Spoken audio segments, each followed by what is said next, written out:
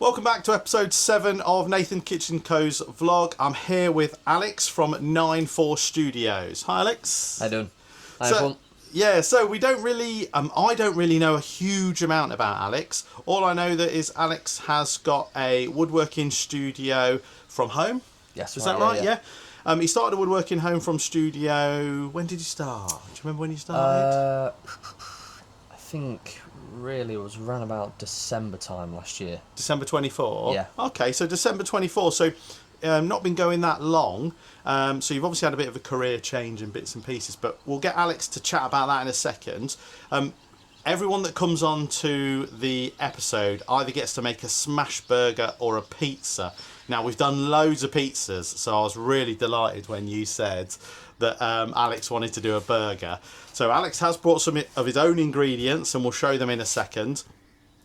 If you like the video, don't forget to subscribe, like, share what you can. It's all about helping small businesses out there. Get their name out there, get their reach out there a bit more, and it's just about having a laugh, whether we're making, like I said, a smash burger or a pizza. So, Alex, talk to us about IXIV Studios then. So what do you do? What do you create? People can probably see this sign in the background here. This is one that Alex actually made for me, which is phenomenal. I've had loads of comments about it. It's absolutely amazing. And I've seen you doing loads of other like motocross signs and Yeah. So where to start? So start at the beginning. So December 24. Yeah. You started a woodworking studio in your it in your garage? Yeah, my garage, yes. Cool. So decided to go the easy route, and so I loved the idea of working with epoxy. Yeah. There was a couple of ideas in my mind at that point. So what originally was that I wanted to have a go at doing an epoxy floor in my garage. Okay. So I've rented a grinder, Yeah. I've got all the right stuff in, PVA flake, polyaspartic top coat, did a full epoxy base coat on it, Yeah. ground all the cement back, Right. went full hog with it, actually got a bit of a video about me doing that, setting up, so yeah, it was bloody hard work, if I'm honest. Okay. So once I got that done, I sort of wanted to also work with a bit more epoxy in terms of doing tables. Yeah. So I started looking for character slabs. We had the conversation about trying to find, really slabs that are worthwhile working with in the UK, something a bit different. Yeah. Something that I can make some really cool tables out of. Okay. Really struggled with the supply on that one, so Right. I thought, well, just get the studio sort of set up. Yeah. Get the right machinery in. So a couple of months of research. Getting the right pieces in that I thought would be required to make some cool furniture, basically. Yeah. And then I sort of found some plans to make some outdoor, table and bench sets, just to Yeah, kind yeah. of go out, Yeah. just to see, get used to my tooling. And We'll put some pictures up of the bits and pieces that you've made, that'd because be the cool, outdoor furniture sets are lovely. They're Yeah, really they good are. looking. Yeah, They're they've really come out nice. really well, to be fair. I was a little bit surprised myself by how nice it was. Oh, really? but Yeah. I took my time with the first set. It was a couple of learning curves in there, as you can imagine with anything when you first start doing it. Yeah. But for me, it was sort of second nature as well, because my old background was time-served mechanical engineer. Oh, okay. So I used to work on a lot on like CNC machines. Yeah. I was a quality inspector. We used to work making train brake discs, vented brake discs, and pieces for electrical generators, diesel generators. Right. Okay. So So have you got that, like, because what have you got at home? Is it a laser cutter? yeah, got the laser cutter now. Yeah. Right. That was never the plan. Oh, okay. That was right. never the plan. Yeah, that but wasn't. in business, you go off on tangents. Yeah, We yeah. said before, you have an idea, and like you said, your idea was to do like epoxy tables and bits and pieces. Yeah, but that's you it, started yeah. off by doing what, your garage floor? Yeah. Is that right? Yeah, that's right. So have you yeah. got pictures of your garage floor? I've got All done. some videos which I can Yeah. pop over to you. So we Yeah, can yeah. set So a little flash up. yeah, so we you could can do see a it. little flash and just see where you started. It looks wicked. It's because I just thought to myself, it's like I've done like a PVA flake Right. chip over the top of the epoxy, so there's no one colour in it. It's like Yeah. 3 or 4 colours, Oh, like little nice. dots, if you know what I mean. Yeah, yeah. And then you do like a really something called polyaspartic. People haven't really heard of that before. Right. But it's basically another chemical compound which sets really, really, really hard over the top of it. Oh, okay. So I knew, if I dropped anything on it, it wasn't going to cause any damage. Yeah. And also it hides the dust really well, because I've used sort of like a sandy coloured flake, so like the wood flakes don't really show up too much. And is it the whole garage floor? Yeah, the whole garage floor. Yeah. Really? Did it take you a long time? It took me. It's not that it takes too long of a time. It was more, again, a learning curve. I was grinding back with it's like a plate that spins with diamond teeth in it. Right. What I didn't realise was that I was actually polishing the cement, which is crazy to think you can polish up cement. Oh, okay. But what I should have been doing was put a coarse finish on it for the epoxy to bite into. Right. So you leave a profile on it. Yeah. What I realised towards the end, I'd gone over it about 3 or 4 times, and I was like, what's going on? I had too many teeth in the grinder. Okay. So I had to knock a few out, go over it again, left a nice coarse finish. Brilliant. So it took me an extra couple of days than it should have. So you actually polished your garage floor first.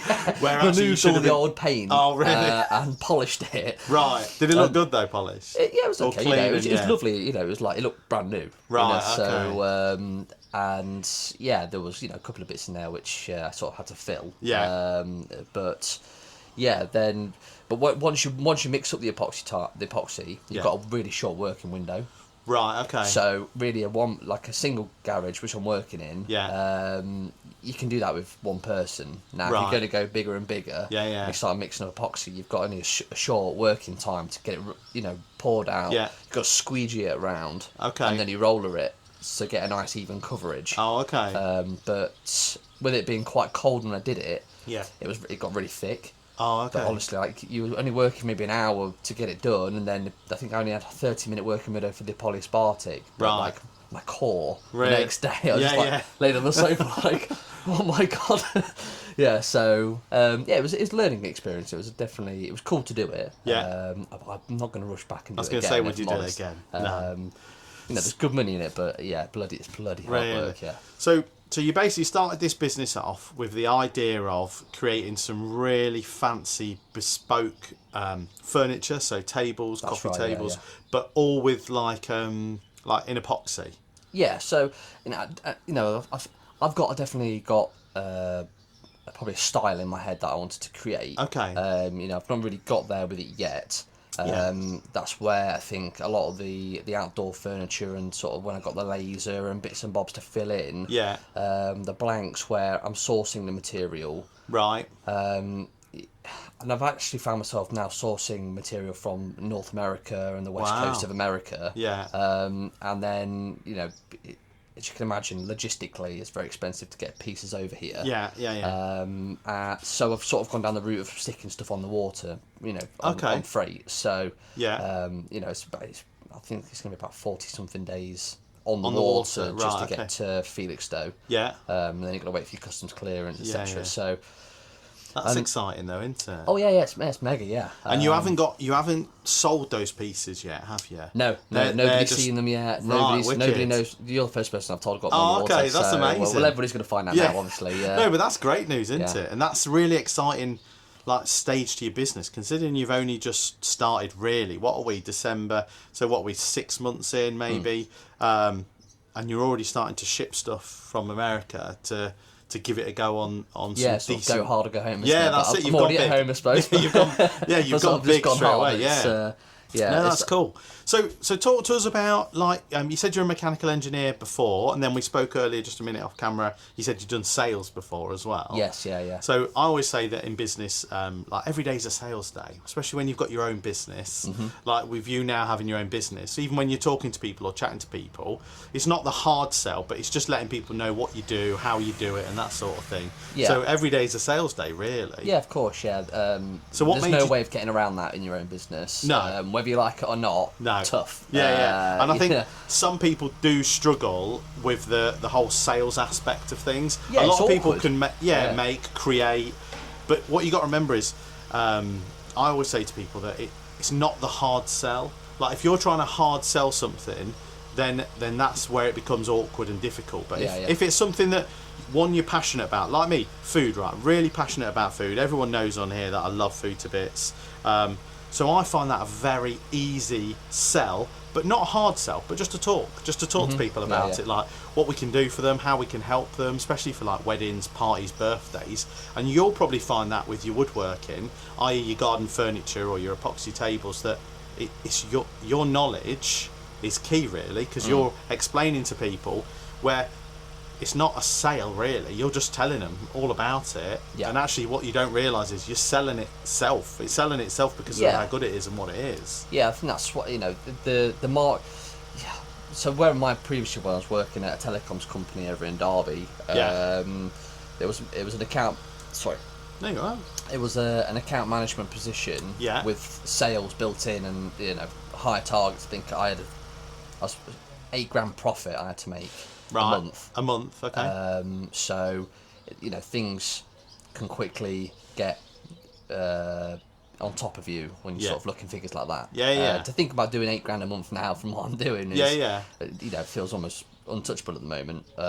So it's sort of so anyway, you've got people coming to you, they know about you, so you're sort of filling in additional handsets or software, and then you've got the hard sale of getting out there, doing your cold calling, trying to bring on new clients. So it's a real mixed bag, and you've got to have a tough skin, unfortunately, to deal with that rejection. Yeah, you do. But that's not sort of the business I'm in now. So it's trying to get that marketing to the point where people know who I am. Yeah. They know what I'm doing. Yeah. And hopefully people have already made their mind up they want to buy something of that nature. Yeah. And they're like, that's the manner I want to do it. Yeah, of course. So it's sort of, we've come together to basically make whatever you need or whatever you want. You can see that in your mind, or hopefully I've got a piece of wood that's coming from America and you go, wow, that would look amazing in my front room, but I'd love it with jet black epoxy, or I've always wanted a green metallic epoxy or something, just so to give them that and these sorts of legs. Or so for me, that it feels much nicer to be able to try and get to that point where people have come to me, they've seen the work I've done, and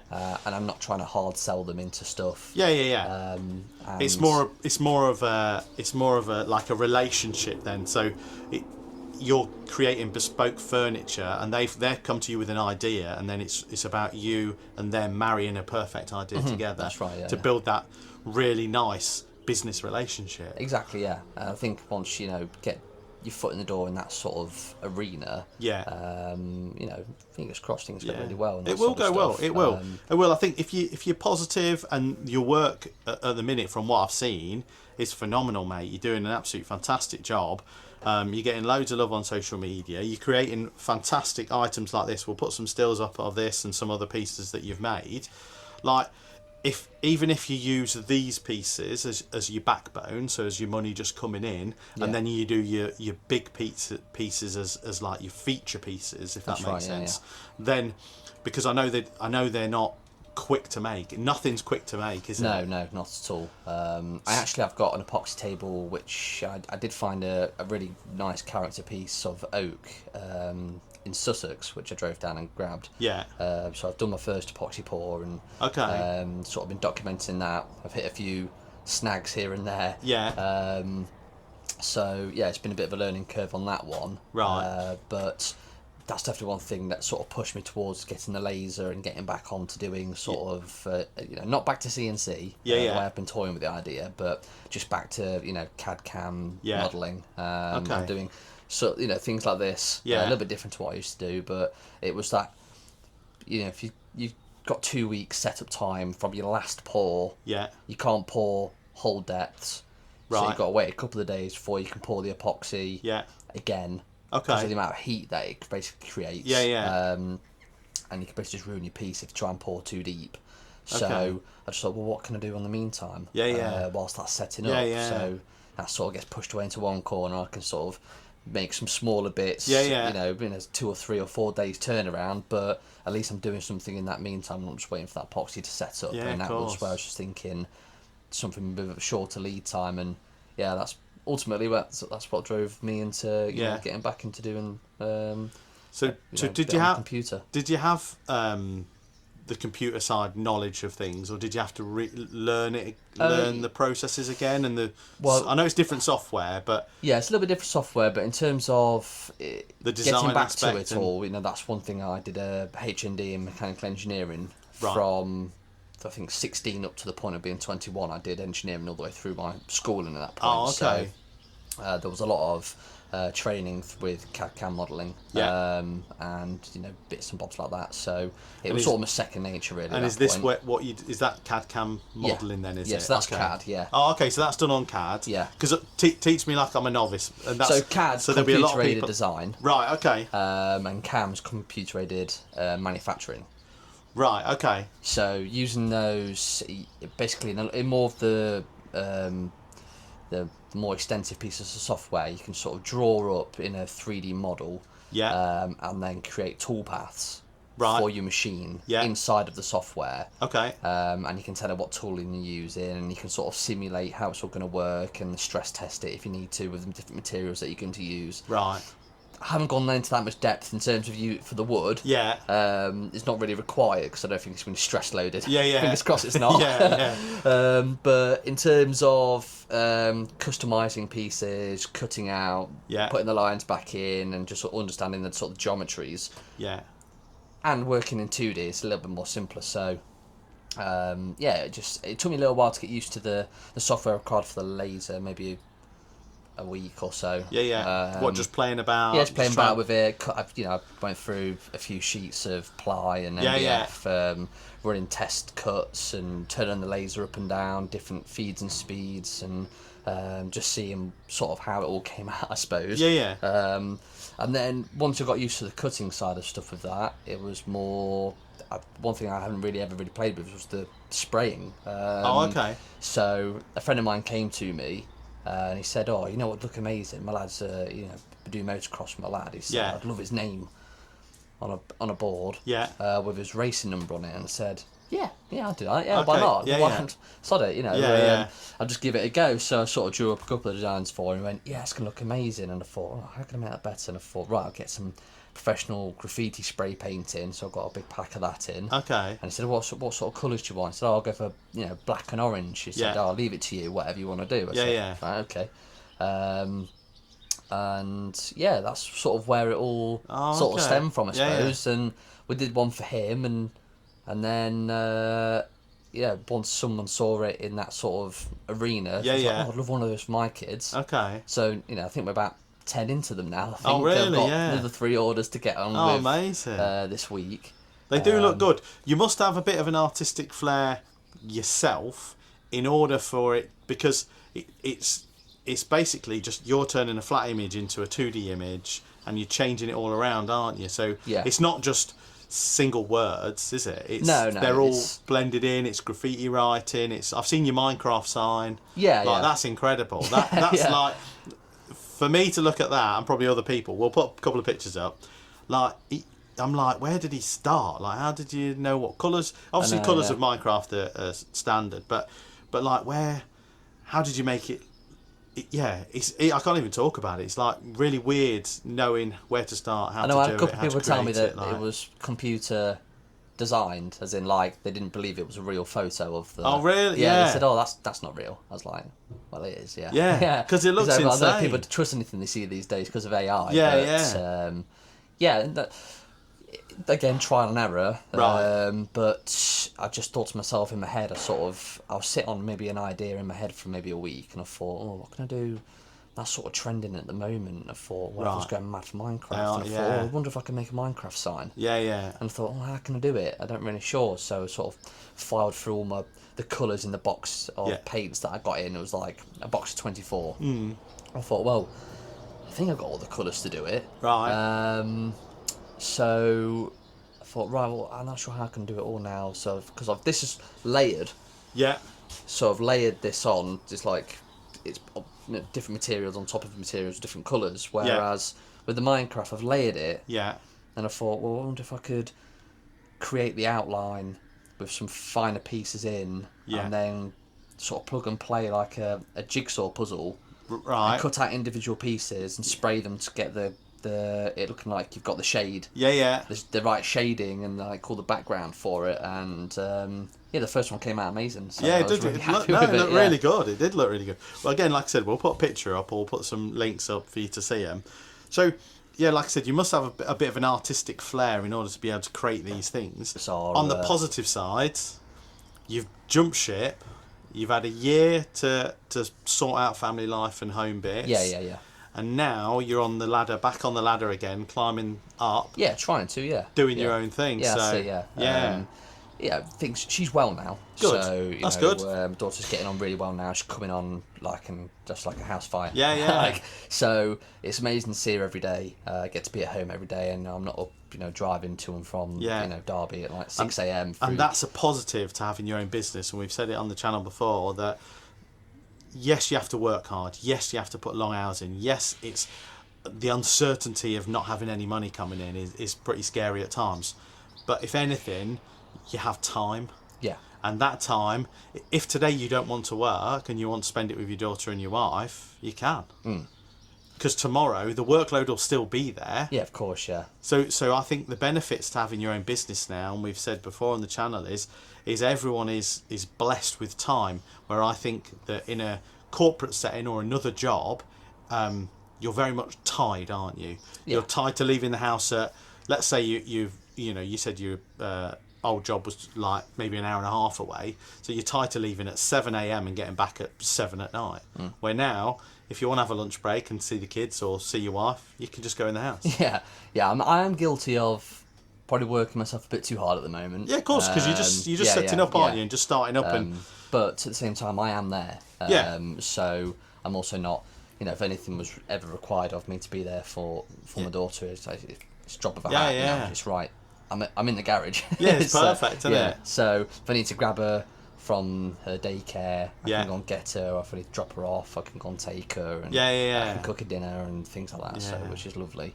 And definitely the craziest thing was just as soon as I stopped working there, my stress levels dropped completely for me to be able to focus on just health instead of the wealth. And it was almost like my partner, she was, pulling her hair out. We were both going grey. It's crazy what the stress do to you. I mean, it stayed a little bit, but I was a lot greyer. Right. Okay. And my hair sort of bounced back a little bit. Okay. But it was mental, just from the sort of effects of what stress can do to you.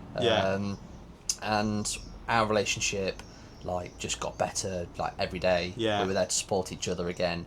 And then I think from that, my daughter, she just started coming on. Leaps and bounds from us both being there, supporting her. And it not being, sort of a fragmented sort of place for her as well. So, because kids do pick up on your stress levels. Definitely. 100%. I've got 4 children, and we always say, whenever our friends have just had a baby as well, and we just said, as long as you're a calm, not stressed household. I get that you have to get stressed sometimes, but if you're calm, the children are calm. Or the kids are calm. We're super conscious of it being a calm environment for her. Yeah, of course. So, we try not to raise our voices. Yeah. The dog gets away with way more than he should now. Because I can't tell him off. So he pushes the boundaries even more, and I'm like, oh, you little. But we just try to make sure everything's super, super steady for her. And good. She's just the absolute priority. She's the light of our life. She's incredible. So. And how old is she now? She's 2.5 now. Wow. So. Okay. She only just started. She's still a bit wobbly on her feet due to her condition, but she started walking late last year. Oh, nice. But she's trying to run around now, which just gives me heart failure. I bet it does, everything becomes a sharp, pointy, something to knock her head on. Or, that's it. But this is all benefits from you having your own businesses. You can be there at these milestones. Yeah, definitely. And you can be there whenever she needs you and whenever your wife needs you. And I think having your own business, it is tough. It's not easy, because if it was easy, everyone would be doing it. And I think sometimes you just got to give yourself a pat on the back from where you've come from to where you're going to. And don't get me wrong, it's going to be a hard climb sometimes, but You will get there. I promise you'll get there, because people that are determined, that it takes a certain type of person to be self-employed and have their own business. And I can just see from your passion, your socials, what you're making and creating, you've got all Can't that. take all the credit for that. I literally couldn't do this without my partner G. Like, her ability to do the socials for me. Yeah. She is phenomenal. It's what she does for I did see it on her her side website. business. She's been there for me. She's supported me for every step of this. Yeah. Couldn't do it without her. Couldn't do it. Okay. Literally, it's not all me. I promise. No. It's, So shout out to, what's her name? Georgia. Shout out to Georgia for all the help and support she's given you. Yeah. No, that's wicked, mate. You're honestly doing a fabulous job, and the stuff that Alex is creating at IXIV Studios. So go and follow him, people.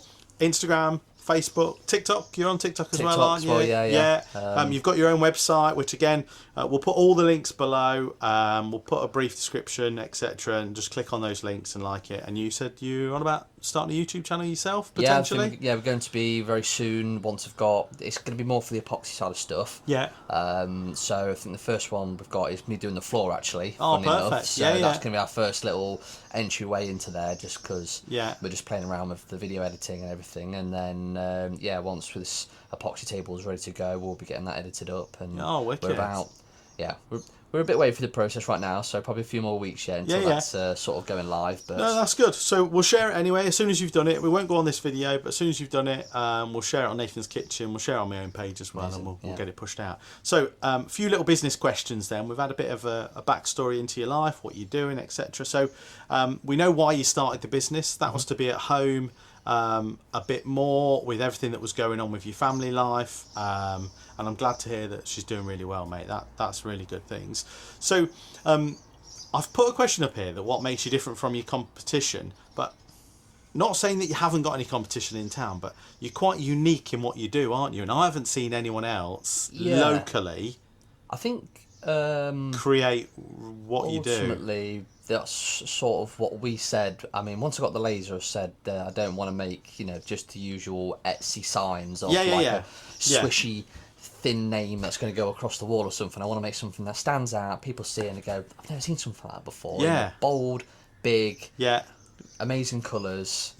Sort of stuff. But yeah, like you say, I'm not really sure. There's a few woodworkers about. But you're quite niche in the fact that, one, it's going to be bespoke, like epoxy tables and bits and pieces with decent slabs that you're shipping over from the US, etc. You are creating these amazing 2D signs, etc., and you're doing motocross ones and bits and pieces. So you are quite unique in what you do, in the aspect of you can pretty much do anything, really, can't you? Well, I'd like to, put my mind towards stuff. I'm not saying I'm going to be good at it, but I'll give it a go. Yeah, no, but what you've created so far is fantastic. Like your outdoor furniture sets, they look amazing. Thanks. These look great. Your signs look great.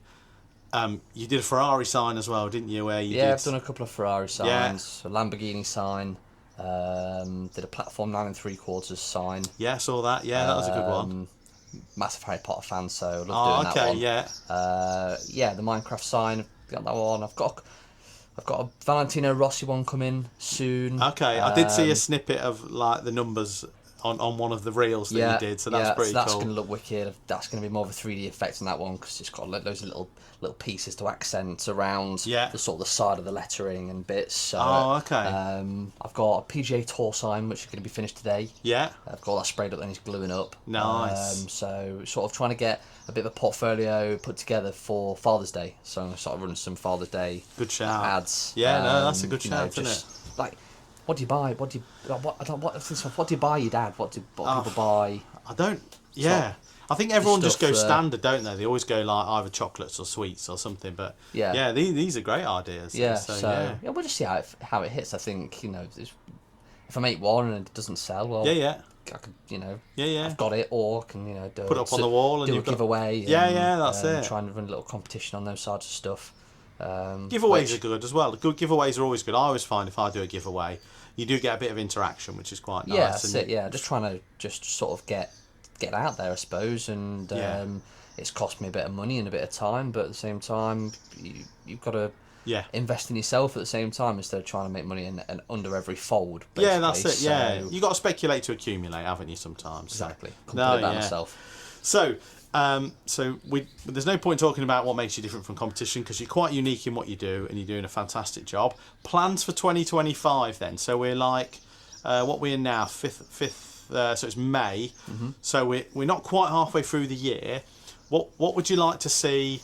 Like, have you got a goal in mind for, like, let's say December? By December, you would like to have done this, or by December? I know it's early days for your business, but it's always good to have like little reachable targets, so smart objectives that you can actually reach. Yeah, no. So the small targets for myself, I do struggle with achieving.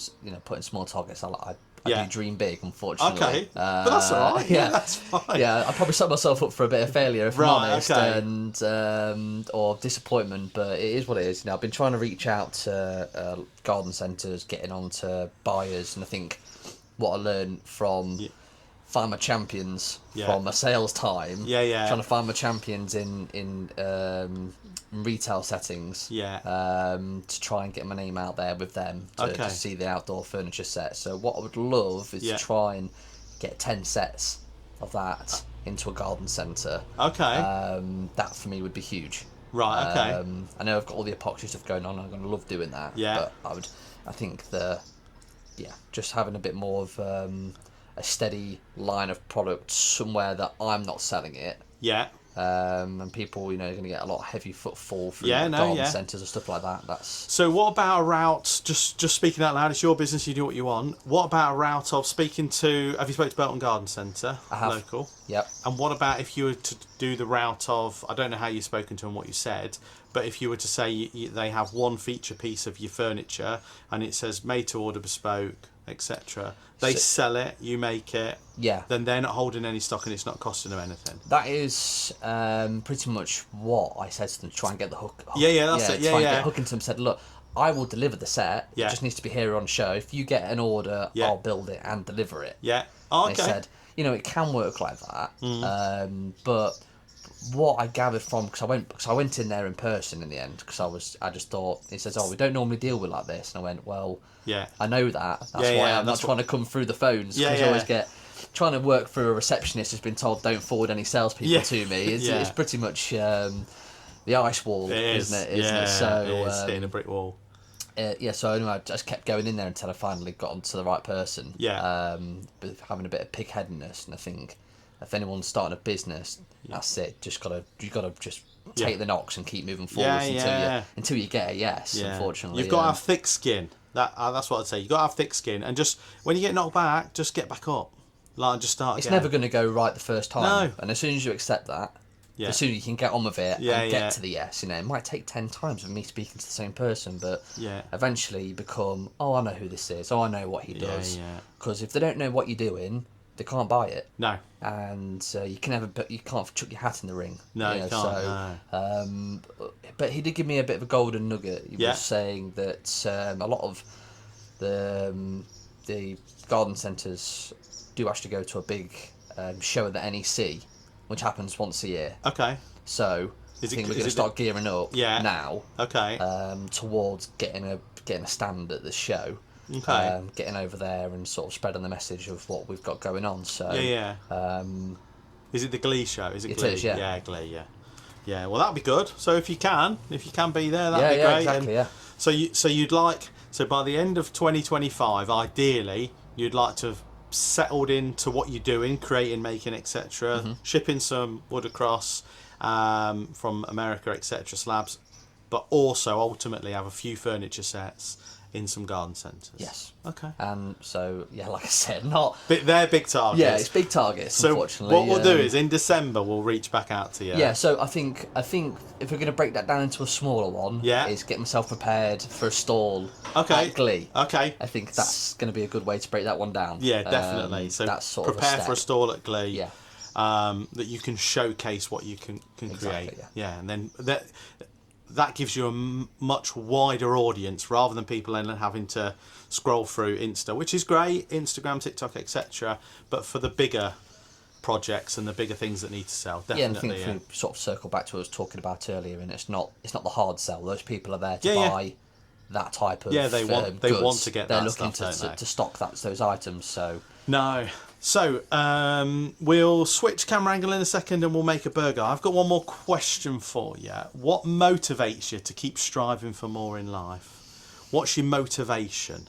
I honestly think it's just deep rooted from my family, if I'm honest. Okay. Great granddad, my granddad and my dad have done extremely well for themselves. Oh, okay. Have they had businesses themselves then? Have they all been self-employed? Like, all of them, wicked. Yeah. So it's proper deep rooted. Yeah, unfortunately. Yeah. No, it's for the better or the worse, but... No, but that's good, isn't it? Because you do find, like my dad, he's ex-military, so he's never been self-employed. Nor's my mum, nor's my granddad, he worked in the gas board. So, yeah, it's different families and different ways of life, isn't it? So, yeah, it's good to know that they've... Yeah, I think that, I was sort of raised around that, and I worked for my dad for a while. Okay. And I just always yearned to just build something myself, and even when I was working for the telecoms company, etc., it was I just want my own business. Oh, okay. I just want it. You just wanted it. I just want it. Okay. I want to be my own boss. And Perfect. That's just a goal of mine, I'm afraid. And you've got it. And you're here now. I'm in it. So pat on the back, you're in it. And now it's just enjoying the ride. As much as it's a hard ride at times, just enjoy the process. Enjoy what you're doing as best you can. It is difficult at times. People will know that. I try and share the ups and downs, and I'm trying to be honest with people as much as I can, because I think honesty in business, being honest in business, because people buy from people. And that's how it works. Yeah. And I think if you're super flowery and showing off all the time, it does get people's backs up. But if you're honest and you're going like, do you know what, I've started here, I'm now here, I'm trying to get to there, people will be your biggest supporter. They'll be tapping you on the back going, come on, we've seen where you've come from, where you've gone to. But ultimately, don't forget to praise yourself. Yeah, that is a really hard one for me. Yeah, and you're your own worst critic, aren't you? Oh, 1,000%. God bless G, she will turn around to me and she will be like, we'll get a sale. I just want a sale. I just want to get one to prove the concept that we're out there. People are seeing us, and I'll get one, and I'll ride high. But you can't ride too high, because if you ride too high, you ride bloody low. After the fact, and I am like that, unfortunately. And I find it really difficult to maintain a steady, healthy brain mindset, because I'm doing it and I'm like, it's amazing, and then the next day nothing will drop in, or I'll do something wrong and I will ride low for a day. That's right. That's what happens. But if you think of it as I say in business that it is like a roller coaster. Your highs are so high. I'll have a busy day, a busy shift. Like Saturday, I was really busy. And I'll go home and I won't be able to sleep, because I'm like, it was wicked. We run out of pizzas within 2 hours. We were like smashing it out. But then I'll go to another place and it'll be really quiet. And I'm like, oh God, done all this prep, made this fresh dough that's going to go in the bin. So it is hard. But what I've learnt over the course of having a few businesses myself is try and look at it as, the peaks and troughs as you're going up and down. Try and look at it as the high's a sale, The low isn't you haven't got a sale. The low is you're going to go back to your old job, and you will never go back to your old job. Yeah. So that midpoint is, I'm still self-employed. Yeah. I'm still just about paying my bills. So that's that middle ground. Yeah. And that's the bit you need to, rather than letting it go so low, going, I haven't had a sale this week, I haven't done anything. Think of it as in, well, I'm still self-employed. I'm still creating and making what I want. I'm working next to my own house where my family are. That's your midpoint. Yeah, it's keeping on the positives, definitely. Yeah. Try. I know it's hard, and I'm not telling you to do it, but I'm just saying, if you can find that middle ground between the low point, which the low point is for me is I've got to go get another job because this isn't working. So the middle ground for me is when I look outside my door, I'm like, I've got a food truck. That's what I wanted. Yeah. Like for you, when you open your garage, this is my studio. This is what I wanted. So that's your middle ground. Yeah. Your high ground is a sale, but always come back to that middle ground and go, do you know what? Tap on the back. Well, look what I've made and created so far. Yeah, I think that's definitely one thing I try to be super conscious of when I look back at what my garage was. Yeah. And then I'm like, all these, a few months later, realistically looking there now, I'm going, well, I feel like we're not getting anywhere. I feel like we're not getting enough sales coming through. We're not getting enough exposure. And I just need to actually just stop and look at these things. They take time. They do take time. They take time to build. They take time to get. Take time to get good at what you're doing. People to understand what you're up to, and if they can come to you for stuff, and ultimately, just looking at where you've come from to where you are now. Yeah. And maybe 5 years time, I might be in more of an actual unit, and I'll look back and go, well, look, I've come from my garage. Yeah. And just put that as your benchmark, because that's a big thing for me. Is you've got to have that benchmark of going, do you know what? The biggest hurdle you've done is to start, and you've started. Yeah. We said on another episode that's going to come out is one piece of advice that this lady would give you is who's in business is just start. You just got to start. Yeah. Because without starting, you have no idea where you're going to go. You can procrastinate and think about it all your life, and you can go, do you know what? If I did this or if I did that, but that's an if. The fact that you've started and you're making sales, of course, is great, isn't it? Yeah, it is. Yes, there's no feeling like it. No, there isn't. It's extremely addictive. It is. Yeah. It is really addictive. So, right, we're going to switch camera angles. You wanted to make a smash burger, which is amazing for me because all we've done on this channel so far is pizzas. But that's because it's down to the person who comes on's decision whether they make a pizza or a smash burger. So, talk to us about your smash burger that you're going to make. I've obviously got the mince, I've got the buns, I've got cheese if you need it, etc. So that's cool. So I'm a bit of a foodie. Okay, that's cool. I love cooking. That's one of the things I am the house chef. Oh, okay. So I do dabble a few bits. So I've done my famous burger sauce here today. Right. Homemade. So made his own burger sauce. Fried shallots, garlic, gherkin, salt, pepper. Nice. And then equal parts American mustard. Yeah. Mayo, ketchup. Super simple. Nice. But a little bit different. Super tasty. Okay. Keeping it simple. Yeah. Just some. It's gone a bit awry in there at the moment. But that's all right. Shredded lettuce with finely diced onions. Yeah. Like your classic, and just a couple of slices of tomato because. Nice. Keep it simple. Yeah. And I like a bit of. A bit of spice. A bit of spice. So some. Okay, we've got some chili cheddar slices. Yeah. And then. Obviously, every burger needs it. I am the gherkin stealer. Right. So, okay. Got some sliced gherkins in there that I've got a bit of chili to them as well for an extra bit of kick. So nice. So we'll do double smash patty then. Yeah. Yep. And we'll layer it with the cheese, the chili cheese. Do you want 2 slices of chili cheese on both? Oh, I've got to, haven't you? Yeah, 2 slices of chili cheese. We'll top the bun with your burger sauce, and then we'll put your shredded lettuce, diced onion, and a big nice beef tomato. Lovely. Sound good? Yeah, it does, yeah. Shall we name it 94 Studio? We've got to, I think. Yeah? Yeah. So we'll name it 94 Studio. So yeah, we're going to create a smash burger for Alex. We're going to rename it 94 Studio because it's your creation. We're going to make 3 so G can have one at home. Amazing. Is that right? Yeah, she'll love you for that. Perfect. So we'll create 3. So I'll have 1, Alex will have 1, and G will have 1. Okay. So, made smash burger before? I've made a burger, never made a smash burger. Okay, so smash burger, I'll just give people a little bit of knowledge about it. I use chuck steak and short rib as the fat content. So it's chuck mince, it's through the mincer once, and then I use the fat off the short rib. That's what binds it together. So that's all that's in the burgers. There's nothing else in there whatsoever. It's got quite a high fat content. But that's where the taste comes from. I don't salt or pepper any of my burgers. You've had them before. No salt, no pepper. They are just pure meat. I don't normally have salad in a burger because I don't like salad, because look at me. But Alex has brought some salad, so we will have some salad in a burger this time. So all we do is need to have the grill super, super hot, as hot as it can go, because as soon as the meat makes contact, and you smash it down, you want all those fat bits to crystallise, and that's how you get that caramelisation, you know, that really nice thing. Yeah. So what we'll do is we'll put a couple of patties on. So I'll just put one here. and one here, etc. So I'll do the first one. So all you do is you can use a bit of paper if you want, or you can just use this. I like to cover it up just to make it nice and easy. And we literally just smash it down as hard as you can.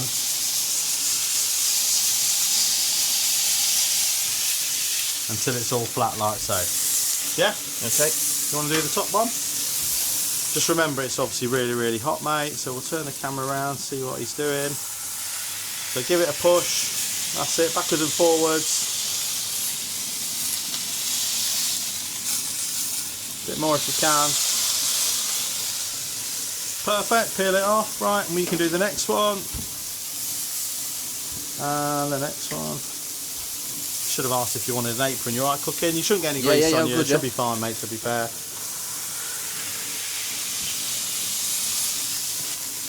Perfect, yeah, a bit more if you can on the edges, that's it. So they're quite tough, aren't they? They're quite tough to put down.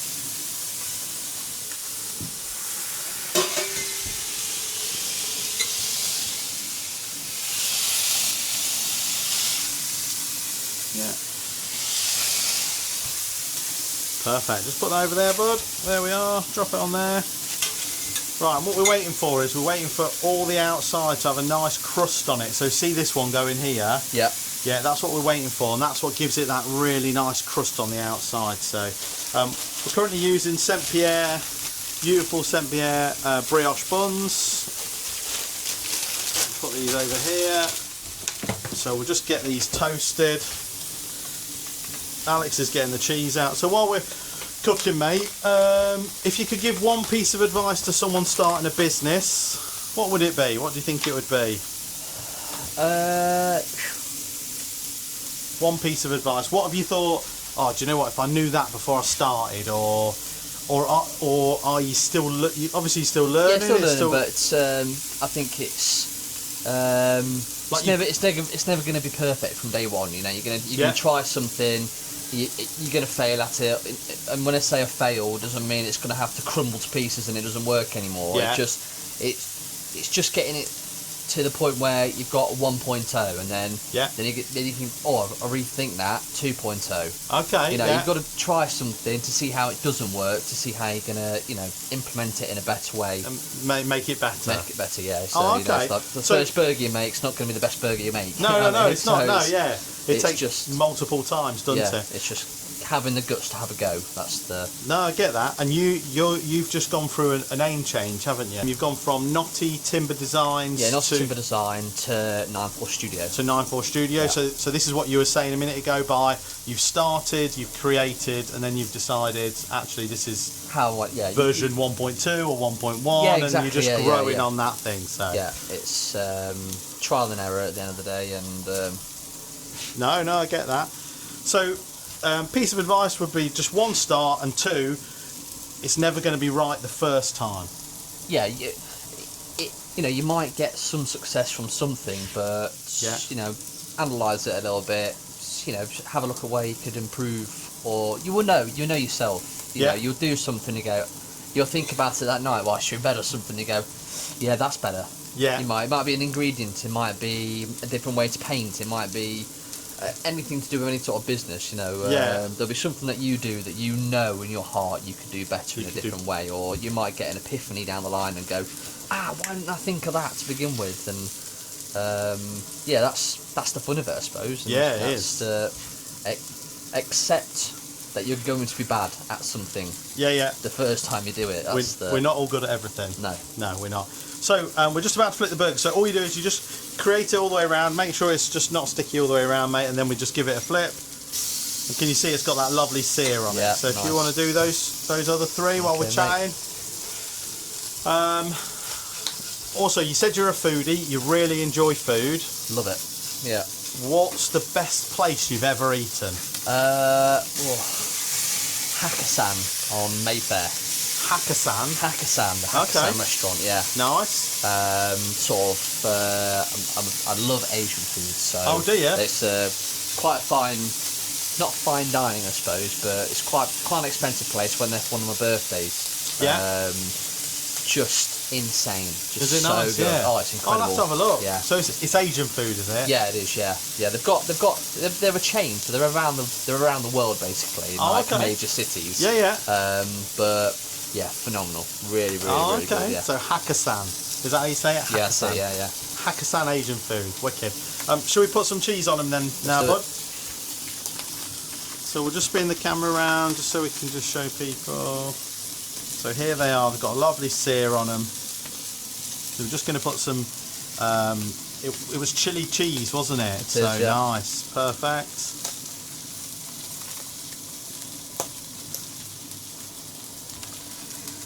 Bit of chili cheese. Do you like a bit of spice? Do you? I do. I don't mind, mate. Yeah, I don't mind. I'm not like a, you know, a big vindaloo curry person or the spicy, but I don't mind a bit of spice because it gives it just a bit of a taste. What would you get from the curry house? Oh, I'm always boring. Don't tell me it's a korma. No. I love. Walk away now. No, I love tandoori tikka masala. Okay, fair enough. You know, Because I like the marinated meat and I just love the taste. Yeah, I tend to stick with that because I know it's a fail-safe. Yeah, if that makes sense. Yeah. But yeah, what about yourself? Curry, what would you have? You know, I'd go for a tikka madras. Nice. Okay, yeah. You know, I like a bit of a punch. Yeah. In the face, I suppose, when I eat a curry. Okay, yeah. So, no, that's good. That with all the trimmings, definitely something I'll go down. And I normally always go keema naan. I love a keema naan. Oh, keema naan, yeah, definitely, yeah. Either that, or I'll go for I can't remember the name of them now. The small breads. Oh, like a chapati. Yeah, like chapatis. Yeah, chapati. Chapati with a veg rice. Nice. Like a full fried up veg rice. Yeah. No, perfect. Making me hungry. Oh no, we are. Well, we're going to eat these in a second. So, right. So now all you need to do, mate, is if you want to, is just stack them on top of each other. So slide underneath and then just layer them on top of each other. Okay. We've got nothing else going on them, have we? Other than the colder stuff like pickles and bits. No, that's it. Yeah. So layer them on top of each other. That's it. So, another funny question is, if you could eat one meal for the rest of your life, what would it be? What do you think it would be? You've just got one meal, that's all you can eat. So, I think someone on the previous podcast said like lasagna. Yeah, I'm a big lasagna fan. He loves a lasagna, and he said he could eat that breakfast, dinner and tea. Yeah, well, does Chinese count? Because you can have that cold the next day. Well, it needs to be a meal from a Chinese. Yeah, what do you think? You know, maybe I'd go for like a barbecue pulled pork sandwich or something like that. Oh, nice. You know, You know, I love a bit of pulled pork. Some like mozzarella sticks or onion rings in there with it. And, you know, do you get sides? Well, you're pushing the boundaries now. He's pushing the limits, isn't he? So yeah, a pulled pork sandwich with some extra sides, onion rings, mozzarella bits. Yeah, definitely. Right. So just look at these. These are looking really good. So we'll show you up to the camera now. Nice. 2 thin smashed patties with some chili cheese. So we'll move the camera over here, bud. So we've got the buns down here. We've also got the wicked sign that Alex has made. We'll get these layered up. So there's your one, mate. Wonderful. So are you going sauce on the lid of the bun? Yeah, you've got to sauce the lid, haven't you? Right, so that's the law. Do you like a lot of sauce or a little bit of sauce? I'm a saucy guy. I am a saucy guy. You enjoy sauce, yeah? Yeah, definitely. I think there's a place for sauce with every meal. There is a place for sauce. There is definitely a place for sauce. So there's a spoon, mate. So Alex has made his homemade burger sauce. So just run through it again. Is it? Did you say garlic, shallots? Yeah. So garlic, shallot, and gherkin. Then I'll just shallow fry that. Just to get a bit of a colour onto it. Right, okay. Bit of salt, bit of pepper. Yeah. And then equal parts of American mustard, full fat mayo, and just ketchup. Nice. And And then lavering it on the toasted brioche bun that we got from Saint Pierre. Oh, it does look good, mate. We'll make G's hot and fresh, mate, for us, so she can just take it away. All right. Should love you for that. Oh, good stuff. So while we're doing this, dead or alive, who would you like to have a meal with? Could be famous, doesn't have to be famous. I said, just to give you a bit of context, I said Sir Richard Branson and Sir David Attenborough, because David Attenborough, I'd love to know, like, his mind, his way of thinking, you know, what he's done for the planet is incredible. But also Sir Richard Branson, he's at that higher level. How does he still get out of bed every morning to just keep smashing it day in, day out? Because he's pretty much got everything, hasn't he? From the outsider looking in. Yeah. That's a great question. It's all right, have a think. Probably not one really I've ever thought about Oh, before. haven't you? No, I suppose not. Like someone said, like... I'd love to, you know, actually, you know, I'm a racing fan, so I'd love to sit down with probably Lewis Hamilton and just speak to him about a couple of his famous races and just go through where he was at in certain points of his career. I think that'd be amazing. Yeah. Oh, Lewis Hamilton, that's a good one, isn't it? Good. Are you a big F1 fan then? I am, yeah. Oh, are you? Yeah, I love racing, yeah. Yeah? Just the F1 or just MotoGP and the MotoGP? F1. Yeah, definitely. You know, it's I just love motorsport. Yeah? I love the competition. Oh, no, good for you. So, while we finish these, we're going to turn the camera off. We'll come back in a second. So, we're back. They're all designed. I've just done a midsection cut through. Can you see there? Look at that. So, double smash patty, double spicy cheese, a big massive gherkin in there, a tomato, little pinch of onion, lettuce, and then homemade. Alex has made his homemade burger sauce, which he's famous for. So, right, yeah, famous around my house, famous in the Alex household. So, right, mate, dig in. Let's have a taste.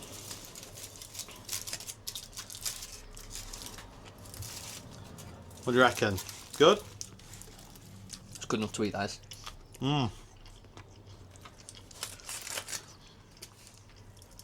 That burger sauce, mate. That's delicious. Thumbs up from me. Like it? Yeah. Really, really good. So, if you're not following Alex, go and follow him. IXIV Studios, Instagram, TikTok, Facebook. He's got his own website as well. Is that changed to 9-4? That's still Notty. Yeah, we're still transitioning. Okay. So for now it'll still be Notty. Yeah. Just for now, yeah. Okay, so website will be Notty. So again, once this is up and running, we'll put the links below. If at that point you have changed, we'll just change that link. Amazing, and then we can just do it. So that's fine. Go and follow him. Go and see the sort of thing that he can create. It's fantastic. Watch his progress. Watch his next steps. He's new into business, so it'll be a fantastic transition to watch from where he's gone from sanding your garage floor to epoxy in your garage floor to creating garden furniture, bespoke signs, epoxy resin tables, and who knows what else this year may bring. You know, with bespoke orders, etc. So yeah, honestly, thanks for coming on. We have got you a t-shirt.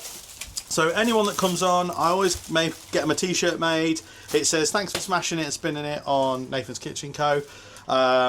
I have only got extra large. You're a small lad, so it might drown you, so you might have to wear it for a nightie or something. But you can wear it whenever you like. So thanks, mate. There you go. So much. Honestly, thanks, Alex. Thanks for coming on. And again, like I said, just keep following along. Keep following his journey. If you like the video, like and subscribe. Hit the buttons. And thanks, honestly, for watching this. I've had a great time. You had a good time? Yeah, it's been amazing. Thanks so much, yeah. No, honestly. Got anything else to say to anyone? No, just, you know, anyone that's give us a follow, if there are any ideas in mind of sort of things that you've been looking at, or see something that takes your fancy on our website or anything, you know, just ping us a message and just have a conversation. Yeah. No obligation. No, it costs nothing to ask, does it? So, again, that's a good one.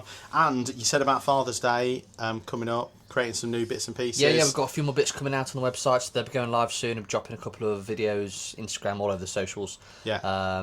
So just keeping adding to that sort of portfolio of what's out there. Getting sort of build up to Father's Day. So perfect. And we'll be having a sale on for that as well. So. Oh, wicked! Perfect. Thanks for watching. Thanks for listening, and I'll see you all soon. Bye for now. Cheers. So that was filming with Alex from IXIV Studios. What a guy, what a legend, absolutely awesome. There he goes now, driving away in his truck. We've had a great time. Keep watching, keep subscribing, click the like button, click the follow button, do what you need to, but just follow along. We're having a great time making these YouTube series. If you want to be on, just message me and we can get you on. Have a great day, everyone.